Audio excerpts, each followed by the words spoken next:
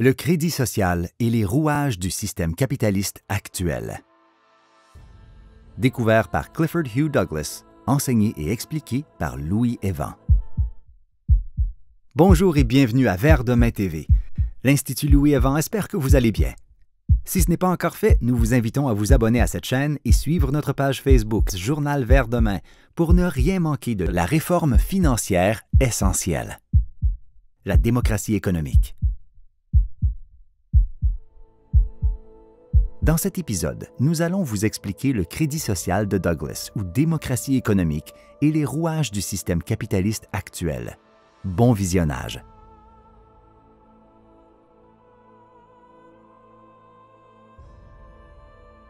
Un calmant peut soulager un malade souffrant, mais cela n'est pas équivalent de guérison.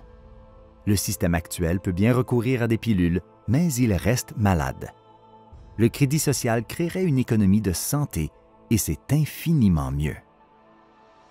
Pendant la Première Guerre mondiale, l'ingénieur C.H. Douglas explora attentivement le secteur financier du système.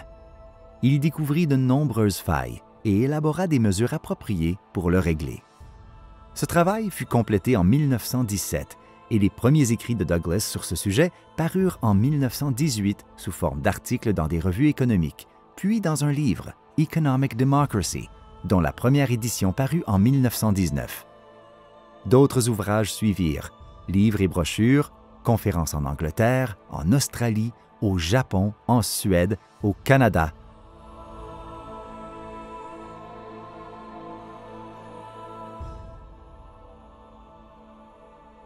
Douglas mourut en la fête de Saint-Michel-Archange le 29 septembre 1952. Le crédit. Le crédit social n'est point une fabrication de l'esprit.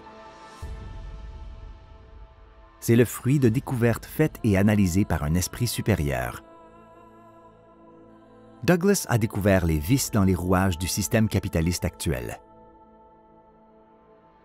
Des vices tenant à pervertir les fonctions économiques à des fins individuelles. Il a su examiner en quoi ces vices nuisent au bon fonctionnement de l'organisme économique et social, puis a indiqué comment assainir le capitalisme, en faire le merveilleux serviteur des individus et enrichir la collectivité au lieu de chercher des solutions dans le marxisme tyrannique. Citons quelques-unes de ces découvertes qui ont conduit Douglas à l'énoncé de ses propositions dites du crédit social. La première touche au crédit. Au cours d'exécution de projets dont il eut la charge comme ingénieur, il dut de nombreuses fois suspendre les travaux pour manque de crédit. Des réalisations physiquement très faciles dont la population avait grand besoin devaient rester en panne, non pas par manque de bras ou manque de matériaux, mais par simple manque d'argent. Cela n'était certainement pas bien intelligent. Et qu'était-ce donc de cet argent dont la présence ou l'absence conditionnait la vie des hommes, tout comme s'il s'agissait d'inévitables phénomènes de la nature? Douglas découvrit bien vite que pratiquement tout l'argent dont dépend la vie économique n'est que pures inscriptions de montants inscrits dans les grands livres des banques au crédit d'emprunteurs.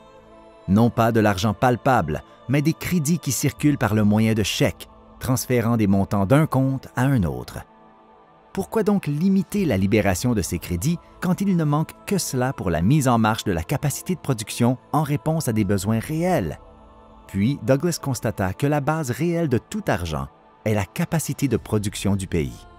La base d'or n'a aucun sens.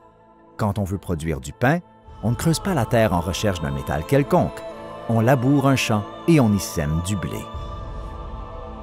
Et puisque la capacité de production est aujourd'hui presque illimitée, il est injustifiable, odieux, criminel de restreindre le crédit financier pour la mise en œuvre de ces possibilités de production tant qu'elles ne sont pas épuisées ou tant que ces besoins ne sont pas satisfaits. Merci pour votre aimable attention. Ne manquez pas notre prochaine vidéo et surtout n'hésitez pas à partager cet épisode autour de vous et nous suivre sur les réseaux sociaux pour écouter les prochains épisodes.